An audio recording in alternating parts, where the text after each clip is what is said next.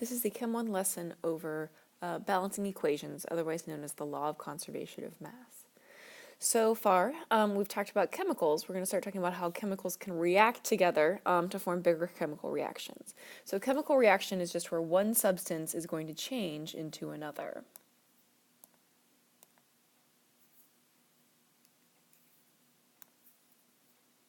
So you've got that right there.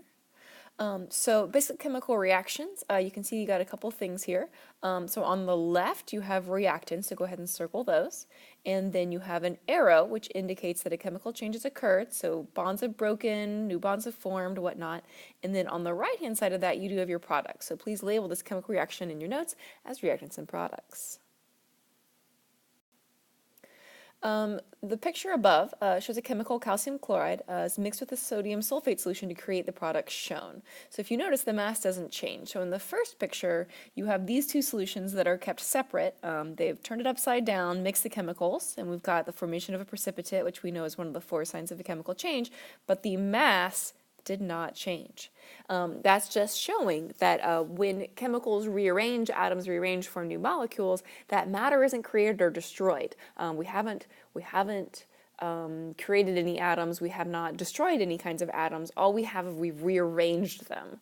So matter can't be created or destroyed in chemical reaction. They can only be rearranged. According to the law of conservation of mass, in any physical or chemical change, mass can't be created or destroyed. So if you look at our chemical reaction, the numbers of magnesium and the number of oxygen atoms are not the same on both sides. So we do have 1 magnesium on both sides, but the problem is the oxygens don't match. Oxygen by itself is a diatomic O2, and when it's part of magnesium oxide, it's in a 1-to-1 ratio, and that's because magnesium's +2, oxygen's -2, so we need 1 of each of them to make it neutral. So how can we fix this equation? Well, there's no way I can go in here and I can't put a little 2 after the oxygen. That doesn't work, right? Because I know that formula is based on the ratio. What we can do, though, is over here on the reactant side, put a 2 in the front. So, hey, I need 2 magnesiums for every 2 oxygens to create 2 magnesium oxides. So we balance chemical reactions to follow the law of conservation of mass. We have to have the same number of atoms both before and after a chemical reaction, therefore the mass stays the same. So today we're going to talk about balancing equations. You have a big long list of kind of tips and things to do. You do need to determine the correct formulas. That's based on nomenclature that we talked about last semester. Once the formulas are written, you need to leave the subscripts alone. So that's an important thing here. Once you've written those formulas, you cannot change them. Okay. All you can do is add coefficients in the front. So coefficients are a small whole number that appears in front of the formula in the equation. With no coefficients written, you just assume it's 1. You have to count the total number of atoms in each element and then multiply by the coefficient, by the subscript. And be sure to watch the case in which an element appears in more than one compound. Check each atom or polyatomic to be sure that the equation is balanced, and make sure all the coefficients are in the lowest possible ratio. Here we've got some tricks and tips listed on the bottom. So things like keep polyatomics together. If you have sulfate, for example, which is SO4 2, if you have it on both the reactants and the product side, instead of thinking about it as 5 things, an S and 4 O's, think about it as 1 sulfate. Water can sometimes be written as HOH. That's helpful when you have water that's being formed from a hydrogen and a hydroxide ion coming together. That forms water. So sometimes it's easier to visualize that it's actually a hydrogen and hydroxide by writing it as an HOH. If you absolutely must have a coefficient of +5 or 0.5, that's fine. Keep it there temporarily, but realize it needs to be a whole number, so you'll have to double everything. So let's practice with some of these examples. So the first thing you should do is check to make sure it's not already balanced, because sometimes that happens. So I look and say, okay, I've got 1 aluminum over here. So my aluminums, I have 1 over here. I have 2 aluminums, so we're not balanced. My oxygens, let's see, I have 2 over here, and I have 3 oxygens on my product side, so we're not balanced. It doesn't matter which one you choose to do first.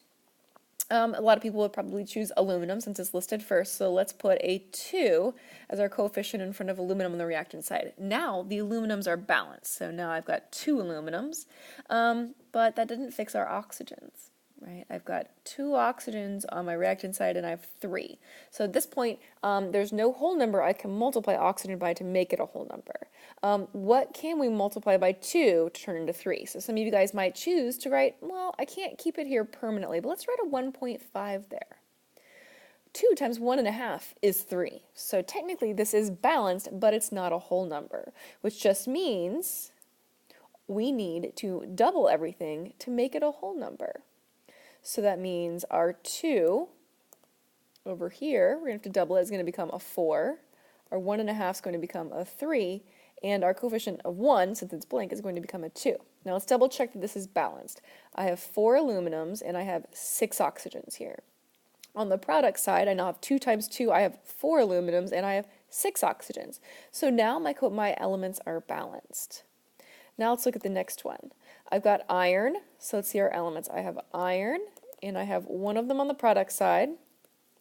Sorry, excuse me, on the reactant side. On the product side, Fe, I've got 2 of them. Okay, next I have H2SO4. So let's see, I've got hydrogen. I've got 2 of them. On the product side, my hydrogens, I have 2 of them. And if you notice, SO4, my polyatomic, is the same on both sides, so I'm going to keep that as one thing. My SO4s, I have 1 of them on the reactant side, and on my product side, my SO4s, I have 3 of them. So this is definitely not balanced. My irons and my sulfates are not balanced. It doesn't matter which ones you choose to do first. A lot of people would choose to do iron first, so we've got to put a 2 here to balance that guy out. Now my irons are balanced, so we can change that to a 2, but it doesn't fix my SO4. So if you look, I've got 1 and I have 3. So in order to make them both 3, I'm going to have to put a 3 in front of my H2SO4. That's going to change my sulfate to a 3, but that's also going to change my hydrogens. I now have 6 hydrogens on my reactant side. So although now my irons are balanced, my SO4s are balanced, my hydrogens aren't. So that means in order to get 6 hydrogens on the product side, I'm going to have to multiply H2 by 3 to create 6 there. And now everything is balanced. The blank in front of iron 3 sulfate can be left blank. If you want to put a 1 there, you're more than welcome to. It's an assumed thing. Now the last one. Let's see. It's not balanced yet. Let's double check. So on the reactant side, I have 1 tin. My oxygen, I have 2 of them. In my hydrogens, I have 2 of them. Let's go over here on the product side. Tin, I have 1. Oxygen, to keep those elements in the same order.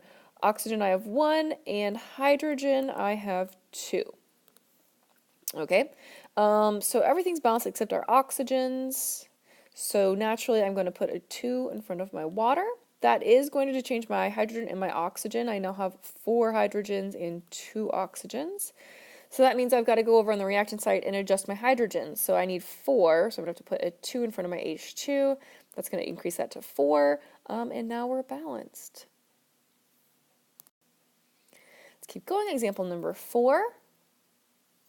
Let's see, I've got carbon, 2 of them, hydrogen, we have 6, and oxygen, we have 2. On the product side, I'm going to put the elements in the same order. Carbon, I have 1, hydrogen, I have 2. Now watch out, oxygen, we have it in both products, in water and carbon dioxide. So it's going to be a total of 3. So you may choose to balance carbon first, so I put a 2 in front of my CO2. That's going to double my carbon, but it's also going to change my oxygen. So now I have 4 in my carbon dioxide in the 5th one. So I've got 5, okay. Now you might choose to balance your hydrogens next. So let's see, 6 and 2. So I'm going to need 6 on the product side. I'm going to have to triple my water to get there. So which means my hydrogen is now 6, so that's balanced, but that also affected my oxygens. So now my total oxygens over here is 3 from the water and 4 from carbon dioxide. That's actually going to give me a total of 3 and 4. It's going to be 7. So now let's go back to our reactant side.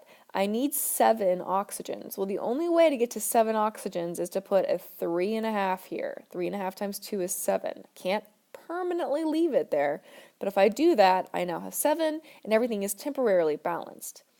So now to make it a whole number, we have to double it. So which means we have to double everything. That's going to become a 7. My 3 is going to become a 6. My 2 is going to become a 4. But don't forget that very first one, C2H6, that needs to be doubled. So that's going to become a 2. One more. So let's see this last one. Let's see, I've got potassium. I have hydroxide. Let's go check the other side. Do we have a hydroxide on the other side? This might be one of those situations where we want to think about water as a hydrogen and a hydroxide. So we can keep hydroxide as a unit.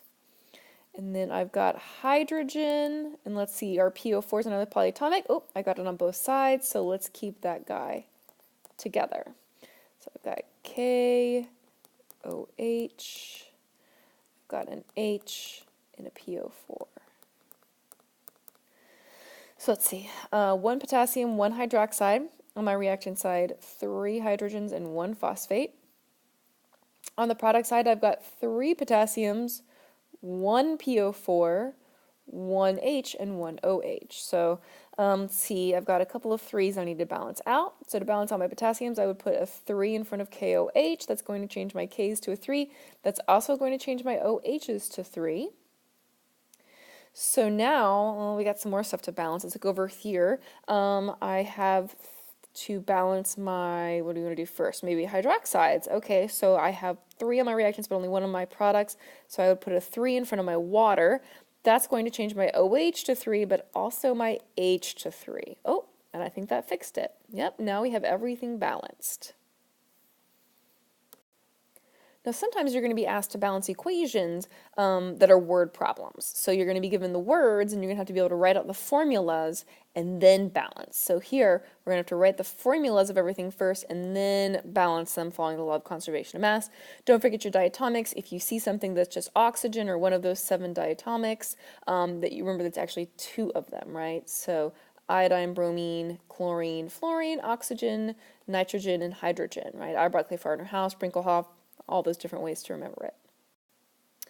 So let's look. We've got a word problem here, and we're going to have to take a second and write the formulas for these guys. So let's see, iron 3, so I have iron plus 3, and sulfide, that's just going to be S negative 2. So if we crisscross those guys, we're going to get Fe2S3, leave a blank to balance, plus potassium phosphite. So let's see, potassium is K plus 1. Phosphite's going to be a polyatomic. You have to look that guy up. Phosphite is PO3 negative 3. So if we crisscross those guys, we're going to get K3PO3, arrow. Iron 2 phosphite, so let's see, we're going to have iron, that's plus 3, phosphite, PO3 minus 3, so we crisscross those guys. We got a plus 3 and a minus 3, so we're only going to need 1 of each of them. Plus potassium sulfide, so potassium and sulfur is going to be K2S. Now we have those written out. We're going to balance them, and maybe you don't feel like you need to write out each element. Maybe we can just try eyeballing it. We do have a polyatomic here, PO3, on both sides, so we don't have to worry about breaking that apart into P's and O's. We can think about those guys as just one PO3. So first you might see that So maybe you want to start by balancing your iron. So if you look at those guys, I've got 2 on the reaction side and only 1 on the product side. So the first thing you're probably going to choose to do is put a 2 in front of your FePO3. Balances those guys out. That gives me 2 PO3s. So the next option would probably be jump over here to the PO3s and put a 2 there. So that's going to balance our PO3s. But now let's see our potassiums. That gives me 6 potassiums on the product side. So I'm going to need on the reaction side, so I'm going to need 6 on the product side, so you're probably going to have to put a 3 here to get 6. And let's check our sulfurs. So that gives me 3 sulfurs on the product side, but I have 3 on the reaction side. So without doing the little table, I usually like to stop and double check our elements. So I've got 2 irons on both sides. I've got 3 sulfurs on both sides. I have 6 potassiums on both sides, and I have 2 PO3s on both sides. So this one maybe you can get by without kind of writing out the big chart. Okay, the last one. So let's see. Magnesium by itself. Ask yourself, is it a diatomic? It's not, so we can just write magnesium. Plus hydrobromic acid. Okay, so this acid with hydro in the front tells me that my anion ends in "ide," so this is just bromide. So H plus 1 and Br minus 1 is going to give me HBr. Arrow. Magnesium bromide, so let's see, magnesium's plus 2, bromines minus 1, so that's going to give me MgBr2 plus hydrogen. Now, hydrogen is a diatomic. Now I've got this guy balanced out. Let's add some coefficients to get those elements in there. Let's see, magnesium's balanced. Bromine's not, so maybe you want to put a 2 in front of HBr. And, oh, that gives me 2 hydrogens, and I've got 2 hydrogens on the product side, so that guy's balanced out. So balancing chemical reactions follows the law of conservation of mass. You want to be sure that you have the same number of each element on both sides. There are some little tricks, like keeping polyatomics together as one thing. Sometimes thinking about water as a hydrogen and a hydroxide is helpful. In the end, as long as you have coefficients there that are as reduced as possible, but whole numbers, you're good to go.